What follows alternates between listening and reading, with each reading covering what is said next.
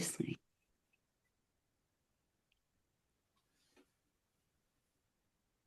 예, 너무 좋은 말씀 주셨습니다.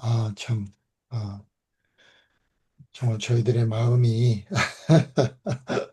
그래도 오만으로 있었던 느부갓네살은 구원의 길로다가 갈 수 있는 기회를 얻었지만 자기를 낮춤으로 벨사살은 참 그 손자가 돼가지고 그렇게 참 어리석은 결정을 하는 것을 보면서 참 좋은 말씀해 주셨습니다.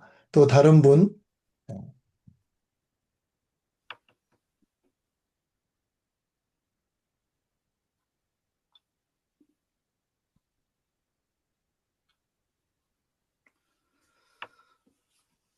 저는 다니엘 5장 22절 다 우리 공사모님하고 우리 이영순 집사님이 다 이렇게 말씀을 다 해주셔서 사실 저도 똑같은 그런 비슷한 그런 생각으로 말씀을 읽었고 또 이렇게 교훈을 얻은 것 같아요. 그래서 저도 그 5장 22절이 좀 궁금했습니다.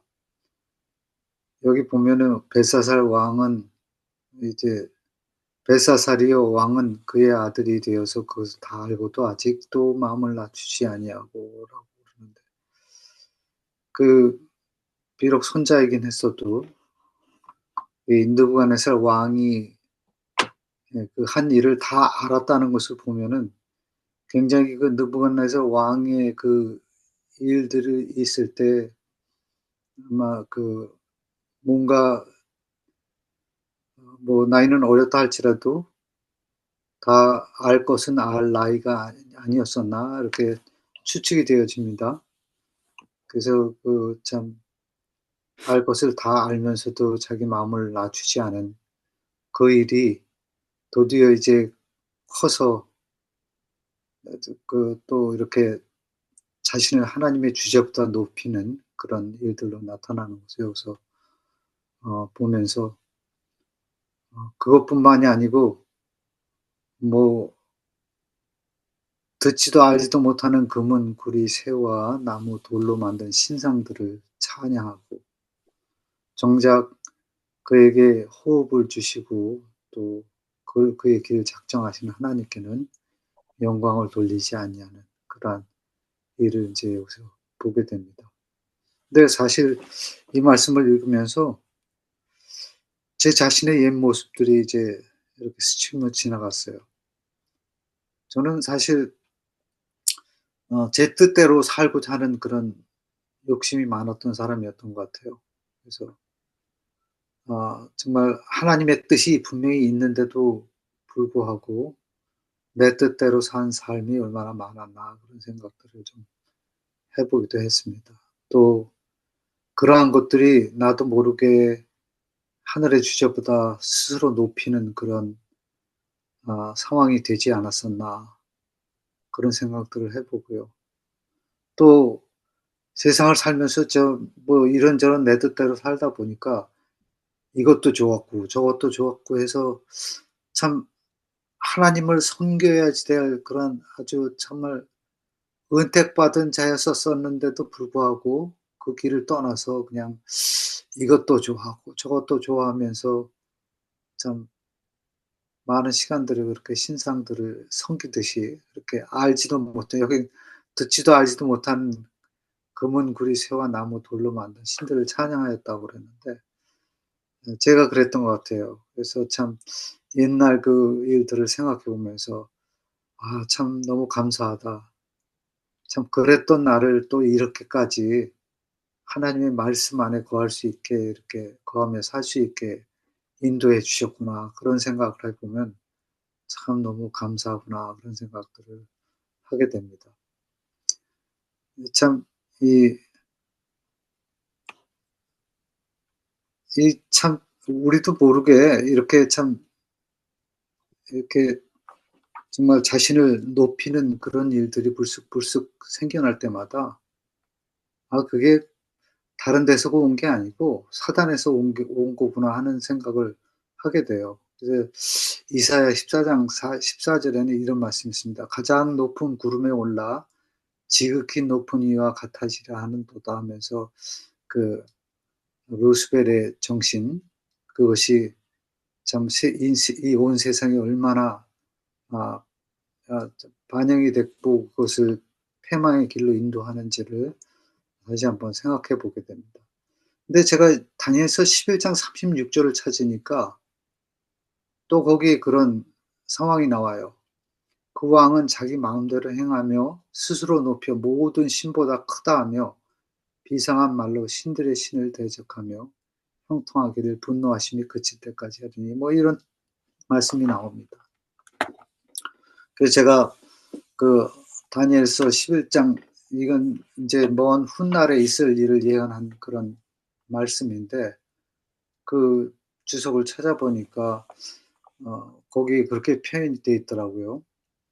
이건 뭐 1789년 후에 프랑스 혁명 정부를 가리키는 것도 하지만 그러나 무엇보다도 그 배도하고 박해하는 세력인 교황권, 교황권과 분명히 동일한 세력으로 본다고 이렇게 표현되는 것을 보게 됩니다. 그러니까 그것이 그때뿐만이 아니고 계속해서 그러한 사단의 역사로 인해서 내려왔지만 또 오늘날에도 또 이렇게 특별히 지구적으로 교황권에서 그러한 세력들이 아 나타나고, 그래서 그런 것들로 인해서 다시 그 교만의 정신이 더더욱더 정말 드러나지 뿐만 아니라 정말 하나님의 그 일들을 떠나게 하고, 또 그런 아 일이 스스로 인간을 높이는 그러한 일들로 자꾸 이렇게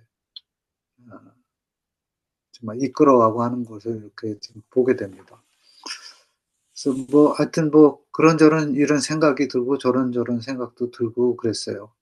결국은 스스로 높아지고 겸손하지 못하고 자신을 낮추지 못하는 자는 아 여기 다니엘 5장 30절처럼 "그날 밤에 갈대아 왕 벨사살이 죽임을 당하였고"라고 이렇게 표현되어 있는데요. 그러한 결과가 분명히 예 이루어질 것을 저기서 보게 됩니다. 그래서 우리가 그 메네메네 데겔 우바르신이라는 그 말씀도 의미가 그렇지 않습니까? 메네는 하나님이 이미 왕의 나라의 시대를 세워서 그것을 끝나게 하셨다. 그 자신뿐만이 아니라 그 나라까지 이제 다 망하게 됐던 것을 여기서 보게 되고요. 그다음에 데겔은 왕을 저울에 달아보니 부족함이 보였다며, 또 우바르시는 베레스라고 여기 표현돼 있죠. 두 개로 쪼개 나누다 이렇게 결과적으로 나눠진 삶을 여기서 또 보게 됩니다. 어 뭐 저는 뭐 그렇게 아 이 오 장 하려면 아 보면서 제 자신을 좀 더 많이 본 시간들이 되었었고요. 그리고 어 결과적으로는 둘로 나누는데 이게 했었어요 저는. 두 개로 쪼개다 나누다 그랬다면은 메대 바사를 가리키는 건가? 하지만 고레스는 이미 이제 메대와 바사를 하나로 묶었고, 그래서 다리오가 그 다리오의 시대로 뭐야 어 시작이 되었었고 하는 것을 이제 생각해 보면서 '그러면 두 개로 쪼갠 것을 뭐로 생각해야 되나.' 그런 생각이 들더라고요. 근데 결국은 이제 고레스는 이제 바벨론을 멸망시키고 페르시아의 왕이 된 원년 첫 해에 이 예루살렘 성전 재건을 허락하는 조서를 내리게 되지 않습니까? 그리고 이제 많은 백성들로 하여금 이제 예루살렘으로 돌아가서 여호와 하나님의 성전을 건축하도록 허락하는 그런 장면들을 또 우리가 또 보게 되는데, 그 조서에 조선은 일찍이 하신 예언의 성취였었고, 다시 한번, 이 하나님의 백성과 또 세상 백성과 나눠지는 그런 쪼개지는 그런 찰나가 거기서 보여져서, 그렇게도 좀 생각을 해보기도 했습니다. 한데, 뭐, 여하튼 뭐, 그것은 뭐, 아직 뭐, 제가 확정하다고 얘기는 할 수는 없고요.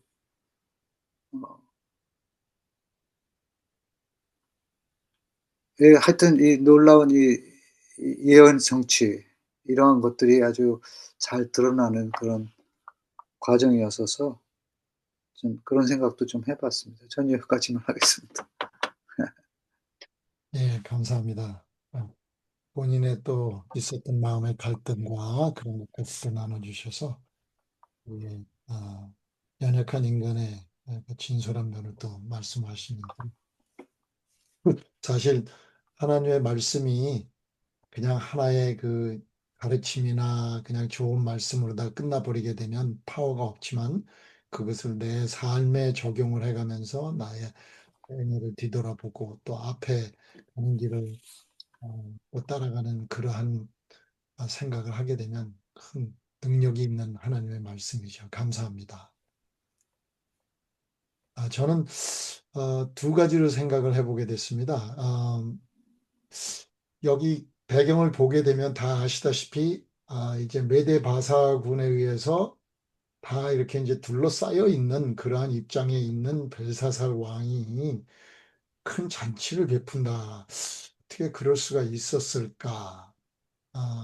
근데 이제 그 잔치를 베푸고 술을 마시고 하는 그러한 과정을 이렇게 보면 물론 뭐 그냥 이랬든 저랬든 술을 즐겨 마시는 사람들은 매일매일 마시는 사람들이 있겠지만 주로 이렇게 잔치를 베푼다 하게 되면 이제 첫째는 뭐 축제에 있을 때 큰 뭐 큰 일을 했거나 큰 잔치 할 만한 그러한 그 좋은 일이 있을 때 그렇게 하고 또 개인적으로 이렇게 술을 마시고 그럴 적에는 좀 뭐 안 좋은 일이 있거나 슬프거나 마음의 고통이 있거나 이럴 적에 그것으로 해소를 하려고 그러는 그러한 일이 있을 텐데 여기는 완전히 그 둘러싸여 있는 포위되어 있는 상태에서 귀족의 천명을 위해서 큰 잔치를 베풀었다고 하는 것은 그 자신의 그 부족함, 자신의 어리석음, 자신의 그 능력이 없음을 커버하기 위한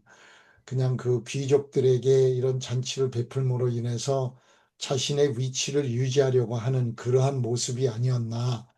아, 인간의 그 정말 연약한 그 모습을 감추기 위해서 베풀고 이러한 것을 통해 가지고서 내 위치를 인정을 해 달라고 하는 그러한 모습이 아니었나 그런 생각을 해보게 됩니다. 그래서 그러한 와중에서 이제 그가 정말 크게 이 결국은 멸망할 수밖에 없었던 것은 그의 삶 속에서 나타난 것, 정치 속에서 왕으로서 했던 그 모습이 있었지만 이 마지막에 결국은 그 하나님께서 어, 마지막으로 이 아, 바벨론을 결국을 멸망시키게 할 수밖에 없었던 것이 이 벨사살은 느부갓네살은 하나님께 망령된 그러한 일을 한 일이 있었죠. 그렇지만 하나님을 경멸하는 그러한 것은 없었던 것 같아요.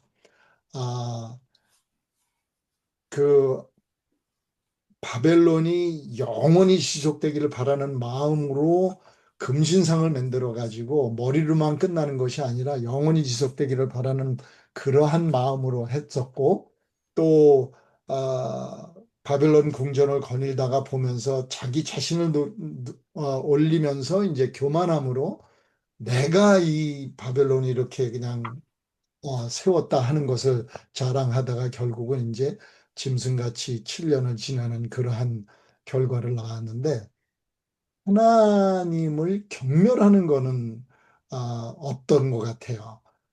그, 아, 우상을 만들어 놓고 절하라 할지라도 이렇게 제가 이제 주석을 들어가서 이렇게 살펴보게 되면 하나님을 여호와를 경멸한 것은 아니었다고 이렇게 하고 있거든요. 자신의 그 감정과 그 나라를 영원히 지속하고 싶은 마음에서 그런 것으로 다 나오는데 여기 벨사살 왕은 하나님의 전에서 탈취해 온 것을 갖다가 일부러 그 시간대에 그것을 가져오게 해서 그 하나님의 섬기는 그 귀한 성물을 갖고 금과 은과 구리와 쇠와 나무와 돌로 만든 신들을 찬양하는 데 사용을 하는 것은 완전히 하나님을 경멸하는 그러한 어, 그 행동이었거든요. 그래서 결국은 물론 하나님께서 아, 다니엘서 2장에서 어떻게 아, 그 바벨론이 멸망할 것을 그 뒤에는 다른 나라가 올 것을 이야기는 해 주셨지만 그 멸망하는 장면 그 자체는 이렇게 하나님을 경멸하는 그러한 과정 속에서 그 나라가 멸망하게 되는구나. 이렇게 생각합니다. 우리가 인간이기 때문에 실수도 할 수 있고 또 돌에 걸려서 넘어질 수도 있고 하지만 어, 정말 느부갓네살 왕이 하늘을 바라볼 때에 제정신이 돌아온 것 같이 우리도 실수하지만 잘못할 수도 있지만 우리가 하나님께로 다시 마음을 향할 때는 느부갓네살 왕과 같은 그러한 하나님의 그 은혜를 긍휼하심을 입어서 다시 하나님을 경외할 수 있는 길로 가겠지만 이렇게 완전히 하나님을 경멸하면서까지 이러한 삶을 살아갈 때는 하나님도 이제는 아, 이곳에는 정말 희망이 없구나. 그래서 멸망을 당하게 되는 것을 이렇게 보게 됩니다. 그래서 우리가 정말 세상을 살아가면서 어려움도 당하고 실수도 있고 잘못할 때도 있지만 우리의 마음이 끊임없이 하늘을 바라보는 그러한 마음으로 되돌이키는 그러한 마음으로 살아갈 때 하나님께서는 은혜를 베푸신다 하는 것을 생각을 해보게 되었습니다. 예, 감사합니다.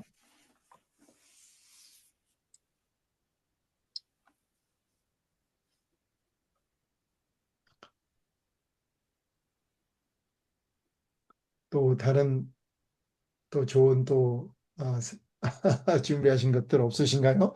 나가서 Father's Day 브렉퍼스트를 하시려고 지금 기다리시나요? 제가 좀 더 준비를 해왔어야지 되는 건데 죄송합니다. 어저께 머리가 좀 아파가지고 준비를 제대로 하지 못했는데요. 좀 제가 배웠으면 그거를 함께 나눌 수 있는 마음도 가져야 되는데 좀 죄송합니다. 그래서 그냥 잠시 제가 좀 기억력이 많이 없어요. 그래갖고 자신 있게 설명을 하지 못해서 그런데 일단은 아, 이제 제가 배웠던 거를 조금 어, 이렇게 나눠 볼게요. 여기에 그 다니엘의 나이가 1장에서는 그 포로로 왔을 때 16살이었다고 그래요. 그리고 이제 꿈을 해석했던 것이 18세. 그 금신상 숭배를 거부해갖고 세 친구들이 아, 이제 그 자기 신앙을 지켰던 그때의 나이가 36살.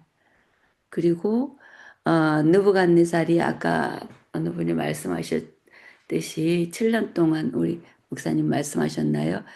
그러면서 회복되었을 때가 이제 51세였고요. 지금 오늘 우리가 배운 벨사살 왕의 연회 때 손가락 글씨 해석한 그 바벨론의 멸망을 예고한 것이 82세. 그러니까는 이 다니엘이 얼마나 오랫동안에 그, 그 믿음을 참 굳게 지키면서 이 바벨론 땅에서 참 하나님의 영광을 드러내는 삶을 살았나? 82세까지, 16살부터 82세까지 그러한 신앙생활을 할 수 있었다는 게 너무 놀랐고요. 당연히 하나님께서 그에게 이런 모든 것들을 보여주실 수 있는 그만큼의 자격이 있는 그런 사람이라는 거를 이제 생각을 해볼 수가 있겠고요. 여기에 이제 아, 다니엘이 부름을 받아서 왕이 앞에 나와갖고 이 왕이 다니엘에게 말해서 참 너가 그 다니엘이냐? 이 말씀을 보면은요, 나의 부왕이 유다에서 사로잡아온 유다 자손 중에 그 다니엘이냐 물었으면 그 소리를 들었다는 소리겠죠, 그동안. 여기서 그래서 그런즉 이제 내가 이 글을 읽고 그 해석을 내게 알려주면 내게 자주색 옷을 입히고 금 사슬을 내 목에 걸어주어 너를 나라의 셋째 통치자로 삼으리라 하니 여기서 이 벨사살 왕이 여기서 첫째 통치자고 그러면 두 번째 통치자로 삼을 건데 여긴 셋째 통치자로 삼으리라 이렇게 말씀 나와 있다 그랬죠. 이거는 우리가 조금 전에 이제 또 말씀을 드렸듯이 자기가 첫째 통치자가 아니라 자기 아버지가 첫째 통치자로서 지금 이제 전선에 나가서 싸우고 있는 동안 자기는 둘째 통치자로서 섭정왕 노릇을 하고 있었던 거잖아요. 그러니까 자기 다음의 통치자로 다니엘을 삼을 때는 다니엘을 셋째 통치자로 삼을 수밖에 없었다는 거, 이제 그것이 이제 이해가 되고요. 그리고 지금 여기 보면은 어, 이제 여기에 보면은 이제 첫 번째 바벨론을 독립시켜가지고 창건한 그 왕이 나보폴라살이었고 그 다음에 두 번째 이제 느부갓네살 우리가 이제 그동안에 배웠던 정말로 아주 번영하는 그러한 시대였던 것 같아요. 어쩌면 다윗과 솔로몬 시대보다도 더 많이 번영한 그러한 때가 아니었을까 하는 생각도 들을 만큼 참 큰 권력을 가지고 했던 그런 왕이었고요. 그 왕의 에, 이제 쭉 내려가서 그 다음에는 아멜 마르독이라는 이 마르독 우리가 이제 마르독 그 신이 있잖아요. 그때에 이 참 느부갓네살 왕의 그 부귀 영화를 그 아들이 이제 누렸겠죠. 여기는 아들 혹은 사위로 표기된 경우도 전해진다고 이렇게 하는데요. 2년 동안 하는데 이 마르독 신전이 있잖아요.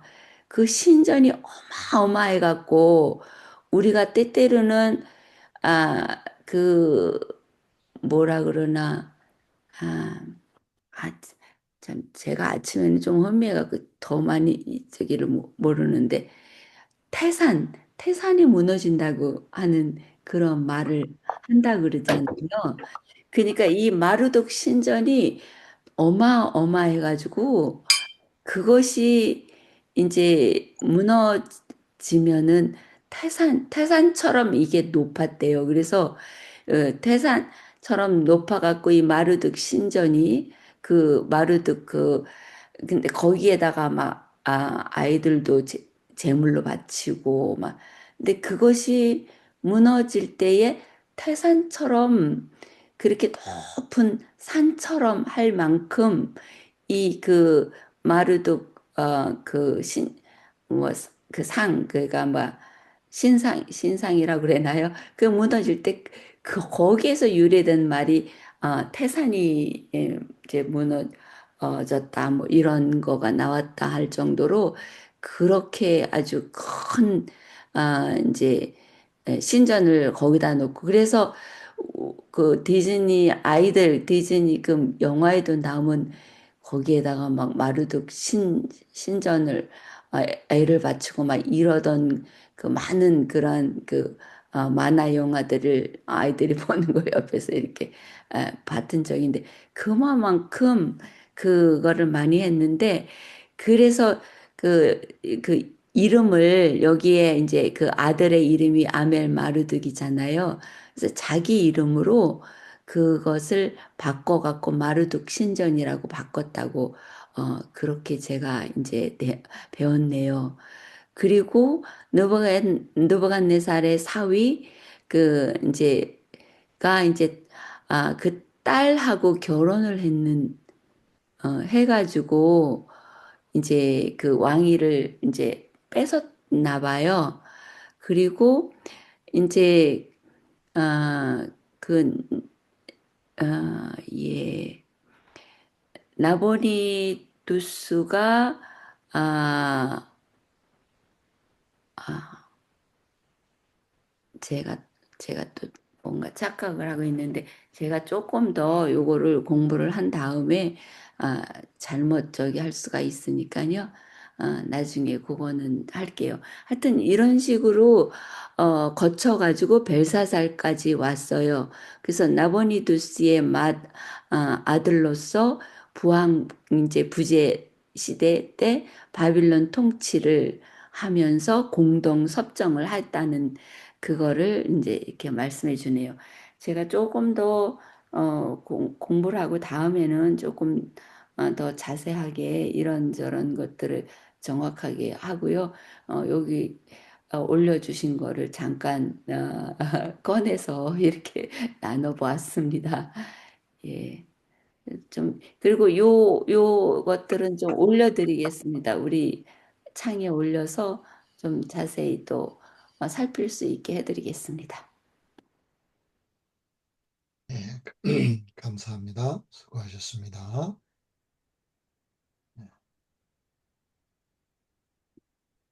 제가 요즘에 갑상선 문제로 인해 갖고 자꾸 좀 정신이 혼미하고 막 그럴 때가 있어요. 그래가지고 아, 예, 수고하셨습니다.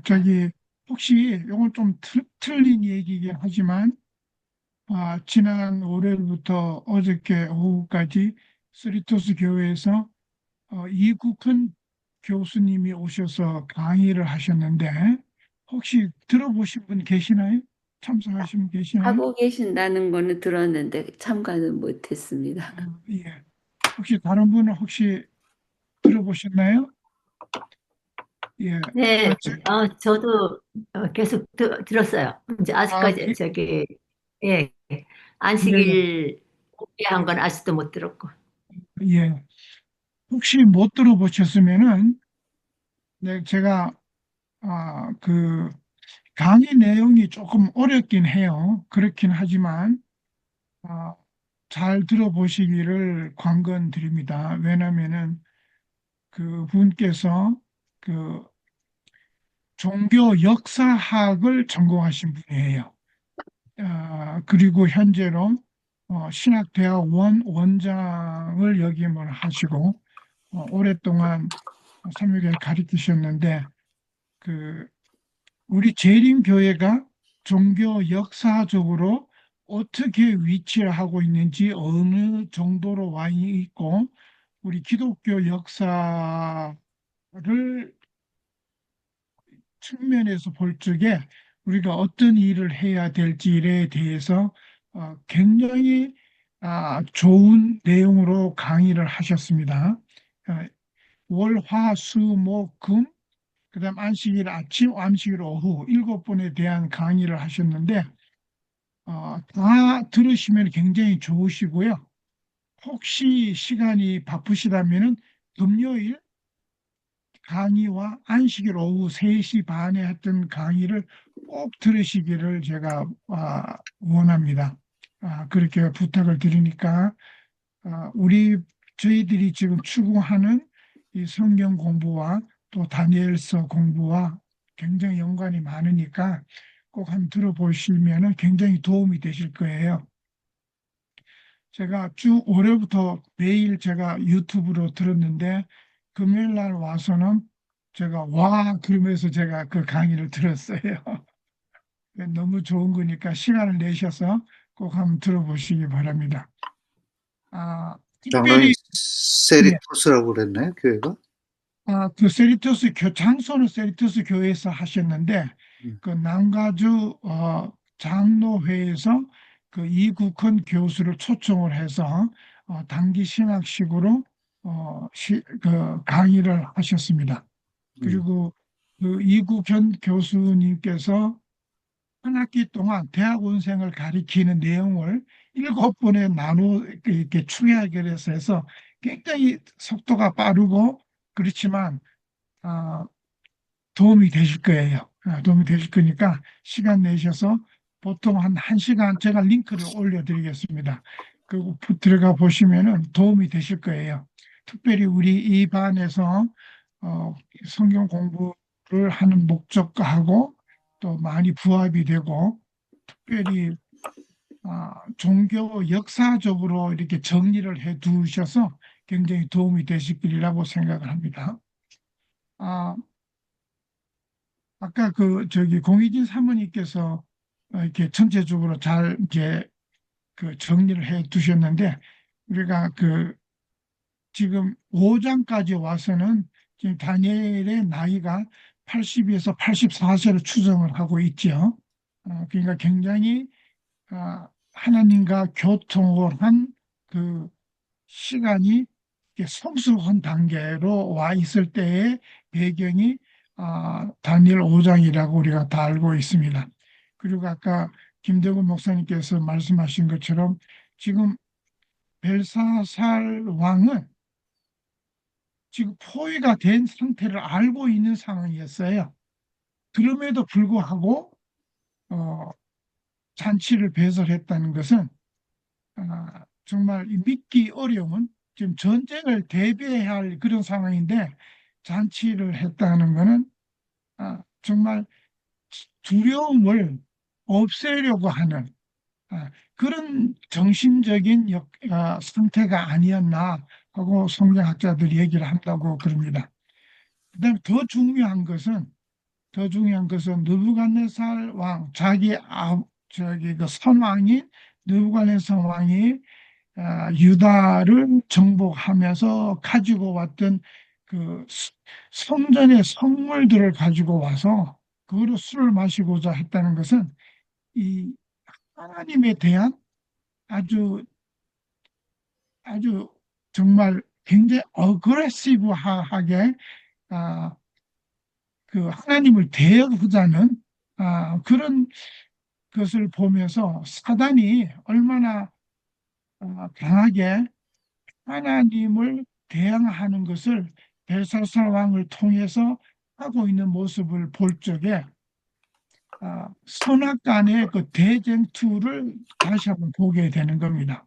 우리가 다니엘 5장을 읽으면서 아, 그러면서 지금 공희진 사모님께서 여러 가지 이렇게 다시 설명을 하셨는데 이 19세기까지 그 벨사살 왕이라는 왕의 이름은 역사에는 나오지 않는 인물이었어요. 그래서 이 다니엘서 혹은 성경을 비판하는 사람들은 이게 꾸며진 허구의 이야기다라고 지속적으로 어, 공격을 한 거가 바로 벨사살 왕입니다. 왜냐하면 벨사살 왕은 역사에 나타나 있지 않기 때문에 그런데 아까 우리 공익진 사모님께서 그냥 말씀으로 말씀을 하셨는데 제가 기록을 잠깐 보여드릴게요.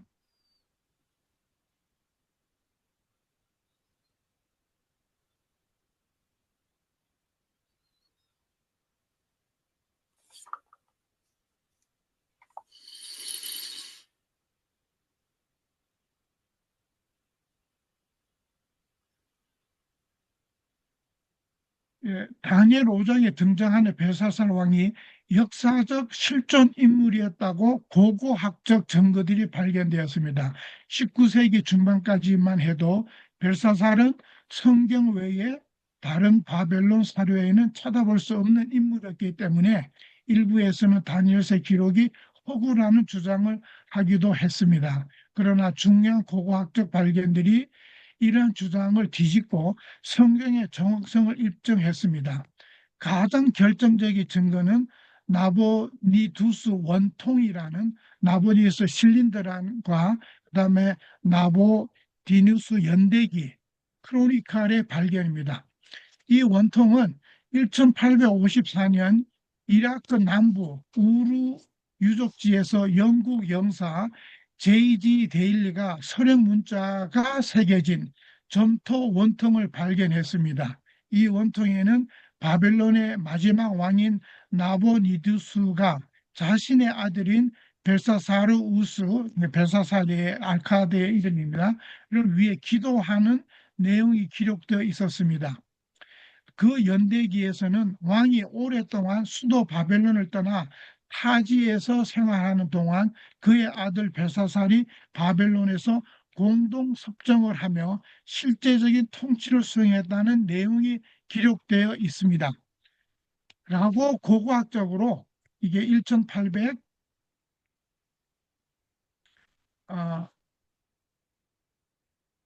에 발견되었다는 것이 확인된 거예요.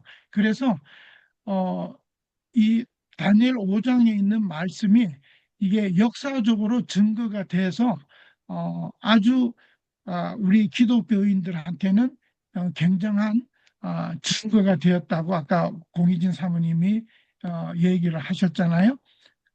그래서 그 우리가 다니엘서를 읽으면서 또 다니엘서를 다른 사람들에게 가르칠 적에 아주 상당한 중요한 그 증거들이 나왔다는 것을 꼭 기억하시기 바랍니다. 그래서 이 19세기 중반까지는 굉장히 공격을 많이 당했다고 하는 거가 여기에 기록이 나와 있습니다. 그 다음에 아까 그 우리 이창호 장로님께서 말씀하신 그 우바르신에 대한 설명이 여기에 나와 있습니다. 그래서 그 우바르신이라는 거가 나누다, 쪼개다는 의미가 있는데 바벨론 제국이 두 부분으로 나눠진 것을 예언이 된 거로 해서 메대와 파르사의 연합군에 의해서 바벨론이 멸망하는 것을 예언한다고 설명이 그렇게 되어 있습니다. 그래서 아까 그 이창호 장로님께서 그걸 어떻게 해석해야 되냐라고 말씀하셨는데 바빌론 이후에 메대와 페르사로의 두 나라로 구분이 된다는 것을 의미한다고 우리가 볼 수가 있고요. 그 다음에 여기 메네메네라고 두 번 반복을 했는데 이것은 그 셈을 해본다. 메네라는 걸 세 번 해본다는 라는 그런 뜻인데요. 그거를 굉장히 두 번 반복했다는 것은 강조했다는 그런 뜻입니다. 그래서 하나님께서 세어봐도 이제 도저히 안 되겠다. 너무 부족하다라는 의미를 강조하기 위해서 그렇게 얘기가 된 거고요. 그 다음에 아까 그 공인 사모님께서 그 벨사살 왕이 세 번째 자리를 주겠다고 한 거가 바로 그 제대로 설명을 하셨는데요. 그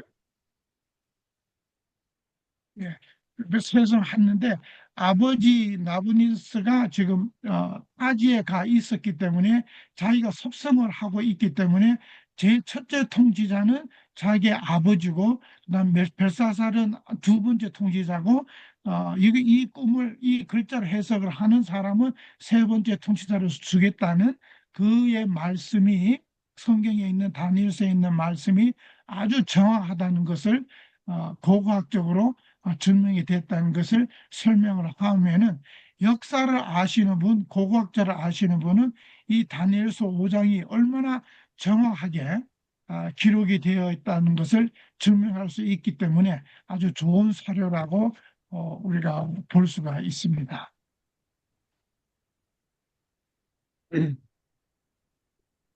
네, 아멘. 아이고, 감사합니다.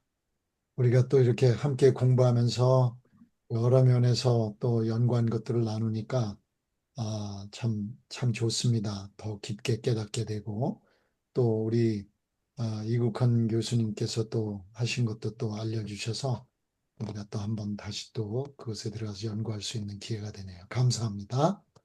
예. 예, 아직도 저희가 바벨론에 대해서 공부하고 있는데요. 이제 이거는 이제 뭐라 그러나 저- 아, 우리가 아는 그 역사적인 바벨론이고 우리가 또 이제 앞으로 세천사의 기별을 통해서 영적인 바벨론에서 나오라는 그런 소리를 듣잖아요. 그래서 김상철 장로님께서 요거를 책에 이렇게 올려주신 말씀이 있어갖고 제가 이렇게 비교하는 말씀을 좀 한번 읽어드릴게요. 이 지금 여기서는 다니엘서 5장 신바벨론 제국의 몰락과 계시록에 예언된 현대 바벨론의 멸망의 비교라고 이렇게 나와 있는데요. 신바벨론 제국은 주연을 베풀고 금, 은, 동철, 목속, 우상들을 찬양하였다. 하나님의 선물을 가지고 술을 마셨다. 이렇게 되어 있고요. 지금 현대 바벨론 지금 이 영적인 바벨론에서는 아직은 뭐 글쎄요. 이 지금 하고 있는 일이겠죠. 예. 성전에 앉아서 자칭 하나님을 섬기고 있다. 하나님의 말씀, 성경을 들고 음녀의 독주를 마시고 있다. 그렇게 되어 있고 신 바벨론이 독주를 마시고 우상을 찬양하는 동안 벽에 글씨가 나타났다. 현대 바벨론은 진노의 포도주를 마시는 동안 하나님의 심판을 알리는 다니엘서와 요한계시록의 예언들이 주어진다. 여기 조금 의미가 깊어서 제가 읽어드렸습니다. 참, 그 하나님께서 어, 글씨를 쓰셔가지고 이 벨사살 왕이 그거를 보고 이렇게 놀라는데요. 이 손가락의 그 정체 이거에 대해서 예전에 우리 성경 통신학교에서 배운 그 말씀이 있어서 그거를 이제 또 읽어드릴 텐데요. 바벨론의 정체는 무엇인가? 그것은 인간의 양심판인 두 돌비의 십계명을 친히 쓰신 하나님의 손가락이며 가늠한 여인을 끌고 와서 돌로 치기를 주장했던 위선자들을 정죄하기 위하여 예수께서 친히 땅바닥에 글을 쓰셨던 것 같은 심판의 손가락이었다. 이렇게 이제 그것을 설명을 해요. 참, 이, 이 벨사살 왕에게 이제 부족함이 이제 보였다. 그래서 이러한 이제 심판이 경고가 주어지는 것을 오늘 배웠는데 저희 마음판에도 그런 하나님의 손가락에 글씨가 쓰여져서 너희가 부족하다. 그래서 너를 멸할 수밖에 없다 하는 경고의 말씀이 들릴 수도 있지 않을까. 그래서 정말로 이 대속죄 일을 당하는 이 시기에 우리들은 더욱더 많이 우리 자신을 살펴야 되지 않을까. 정말로 계속해서 기회를 주시잖아요.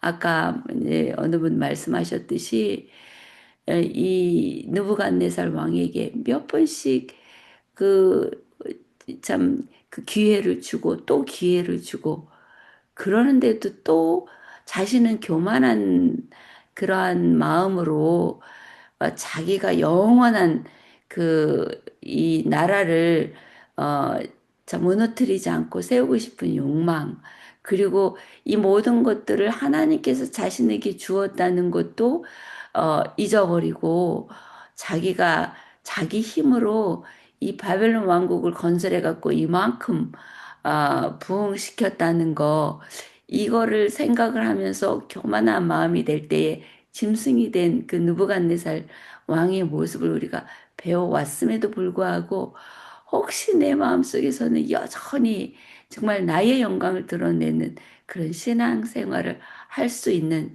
연약함이 내게 있지 않는가. 이걸 자꾸 각인을 시키고 또 시키는데도요, 잊어버릴 때가 너무 많아요. 그래서, 낮아지는 내가 돼야지 되겠다. 그런 마음으로 또 오늘 공부를 또 하고 있습니다. 예, 감사합니다.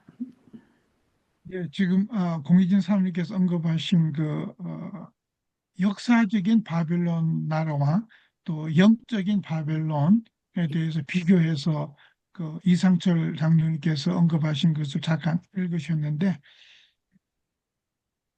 영적인 바벨론에서의 그 독주를 마신다는 건 이제 다니엘 요한계시록에 나오는 그 독주를 우리가 어떻게 해석을 주로 하나 하면요.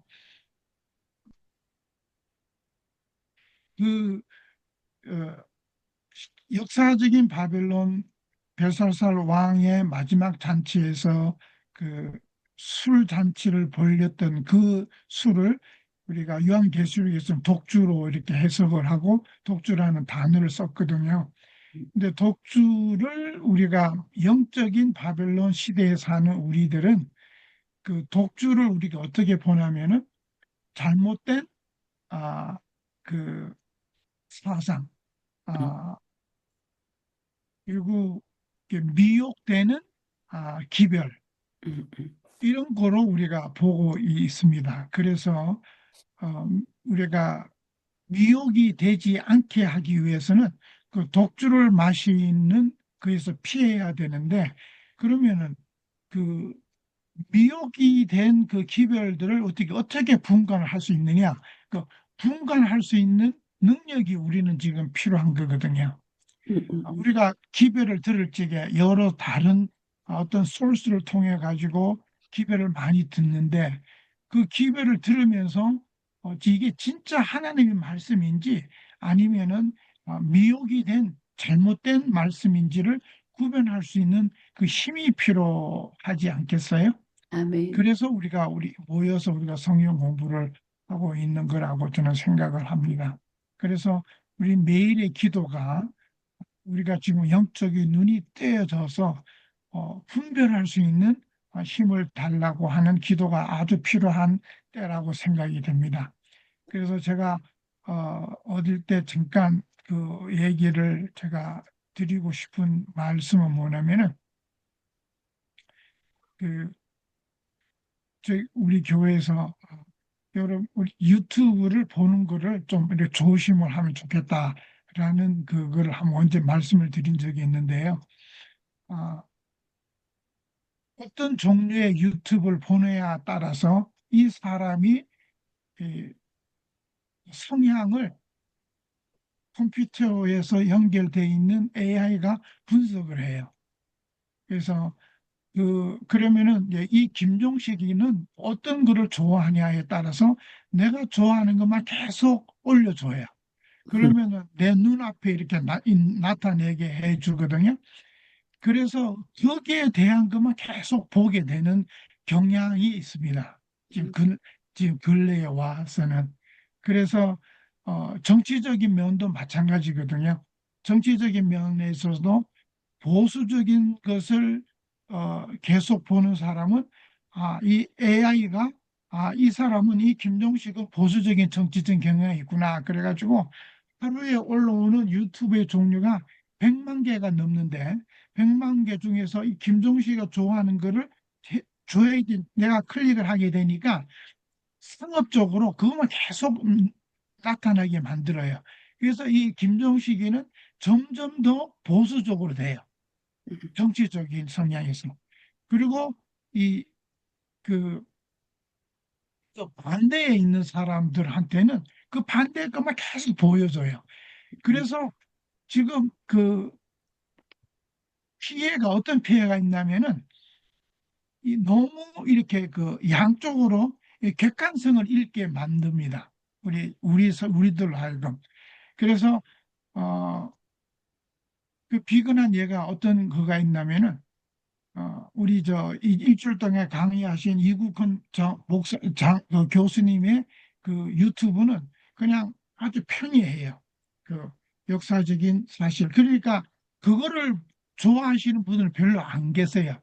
음, 그 보시는 분들의 수가 얼마밖에 안 되냐면은 한 200명에서 300명 정도 돼요.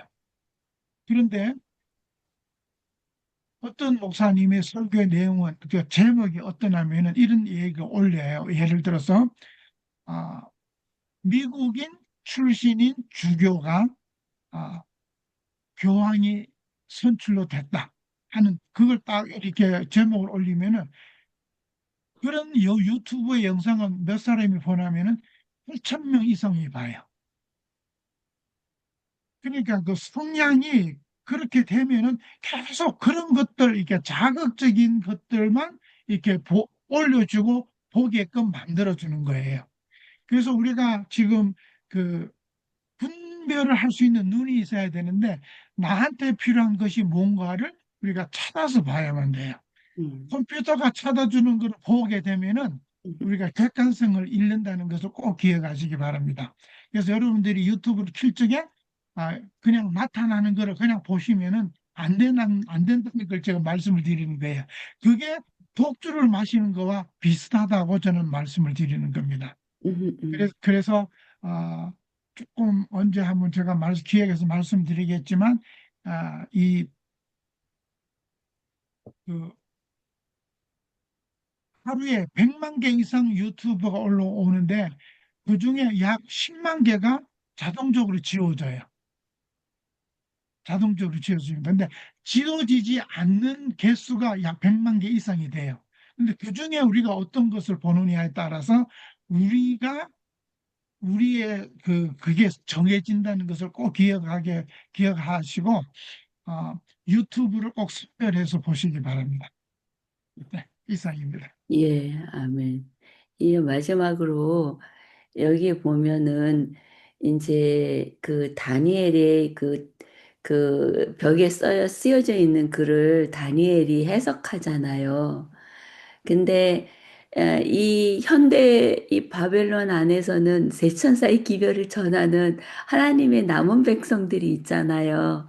우리들도 이렇게 모여가지고 하나님 말씀을 연구하고 서로 또 깨우친 거를 나누는 이것이 참 힘이 되는 것 같아요. 그래서 그리고 또 공과 공부하면은요 계속 나누라는 나 이제 그 말씀을 이제 하니까 내가 깨달은 걸 이 나누는 이것이 바로 세천사의 기별을 전하는 그런 한 작은 부분을 차지할 수 있는 것이 아닌가. 그리고 우리 모두가 다 알다시피 세상이 너무 혼란해 갖고요. 이제 예수님이 오시지 않을 수밖에 없는 상황까지 치닫고 있는 것 같아요. 그럴 때에 이 바벨론이 무너졌던 것처럼 이제 앞으로 돌나라가 가까이 오지 않을까. 그래서 그런 말씀 많이 들었죠. 내가 돌 위에 떨어져야지 그 돌이 나를 어, 돌이 내 위에 떨어지면 내가 가루가 돼버린다는 말을 많이 들었는데 정말 우리 함께 말씀을 연구하고 그리고 이거를 나눌 수 있는 그런 시간이 되기 간절히 바랍니다. 저도 제대로 준비 못 해와서 죄송합니다. 예. 예, 수고들 하셨습니다. 시간이 지나서 한 가지 여쭤보고 싶은 게 있는데요. 네, 이 5장에서 벨사살 왕이 잔치를 베풀다는 것을 BC 539년이라고 나와 있거든요. 근데 여기 그 다음 우리가 6장 다음 주에 읽어야 할 건데 이 다음 주에 읽어야 할 6장에 다리오가 나오거든요. 다리오가 나오는데 538년경이라고 나와요. 그러면 1년 차이밖에 안 되잖아요.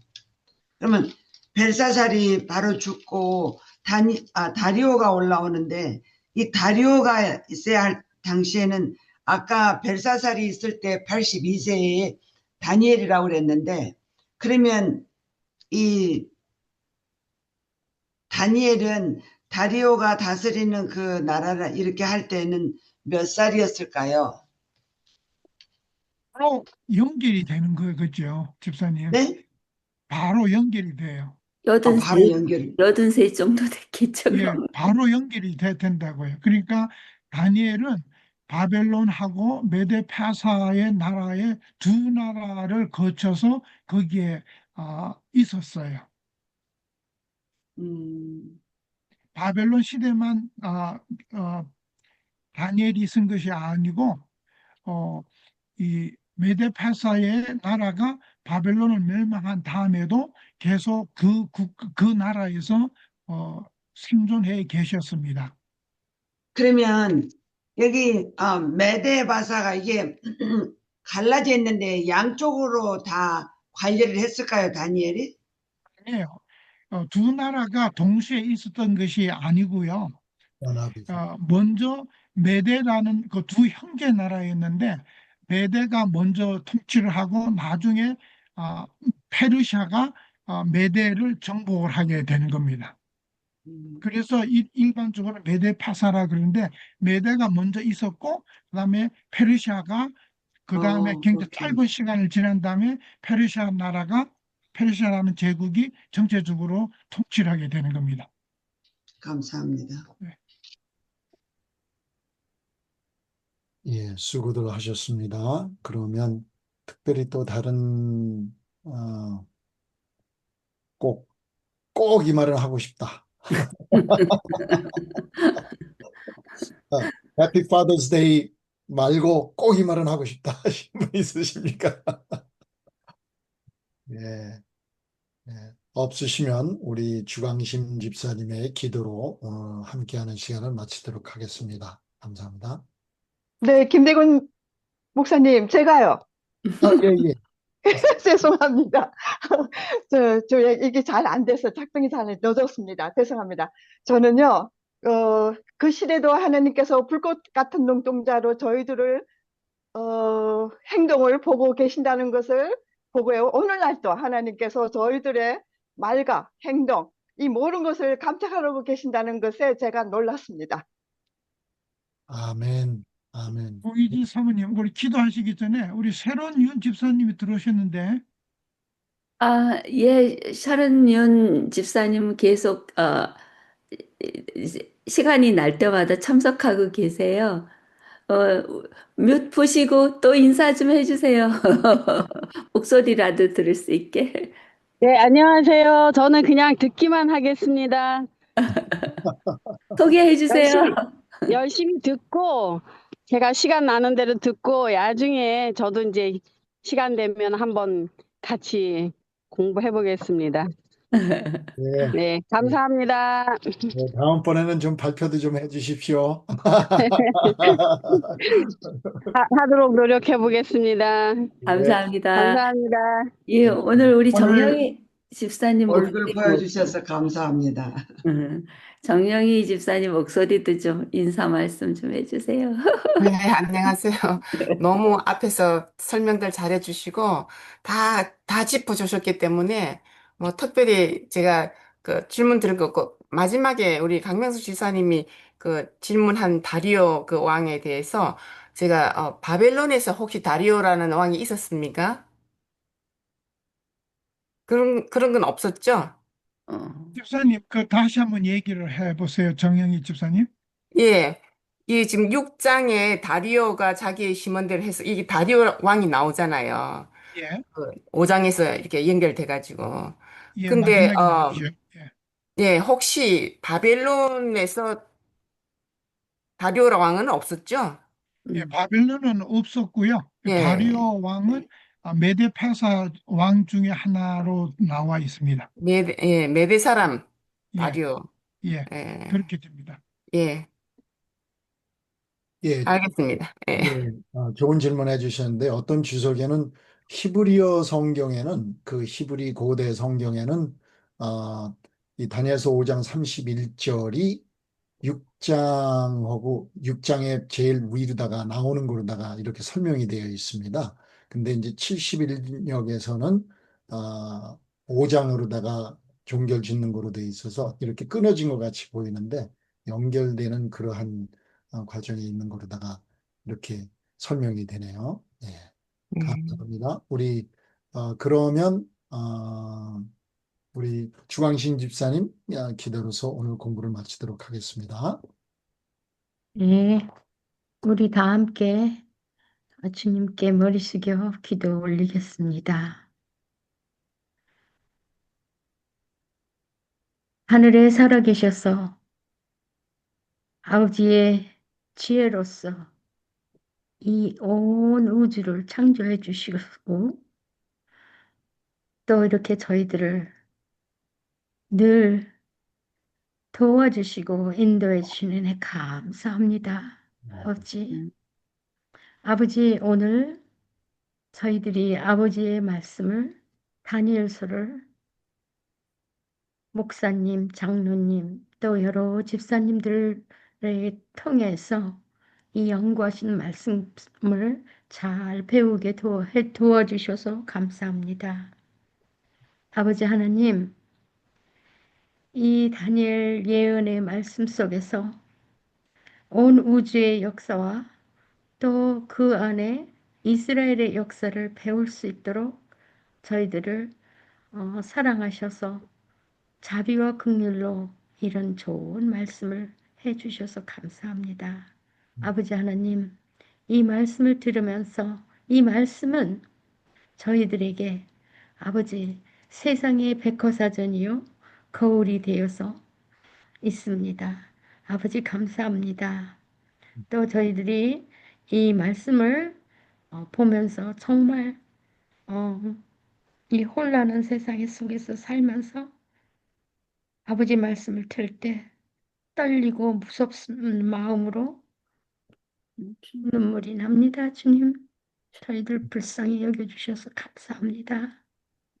아버지, 그러하오니 아버지 말씀을 들을 때 또 배울 때 영의 분별을 하여서 아버지의 목적의 뜻에 따라 살 수 있도록 성령님께서 늘 저희들과 함께 해주시고 도와주시고 인도해 주셔서 정말 감사합니다. 아버지. 아버지 하나님, 저희들을 얼마나 사랑하셨으면 이런 책을 주셔서 너희들은 이렇고 이랬으니 너희들만은 이러지 말라는 귀한 말씀인 줄 믿사와 감사드리오니 함께 늘 하여 주시고 아버지의 목적에 따라 불쌍한 영혼들을 주님께 인도하며 사는 세천사의 복음을 모든 자들에게 세상에 전하고 나눌 수 있도록 저희들의 마음을 함께 해 주시고 또 이 마지막 남은 이 예언서 아버지 아직도 많이 남았습니다. 다니엘서와 또 계시록까지 갈 것 같습니다. 주님 함께 늘 하여 주시옵소서. 이 모든 말씀을 사랑이 많으신 하나님의 은혜에 감사드리며 우리 주 예수 그리스도 구원자의 이름으로 감사하며 기도드렸습니다. 아멘. 아멘. 아멘. 네, 감사합니다. 감사합니다. 감사합니다. 수고하셨습니다. 네, 수고하셨습니다. 좋은 하루 되시고 다음 주에 뵙겠습니다. 건강 네. 들하시고. 수고하셨습니다. 네, 감사합니다. 다음 주에 뵙겠습니다.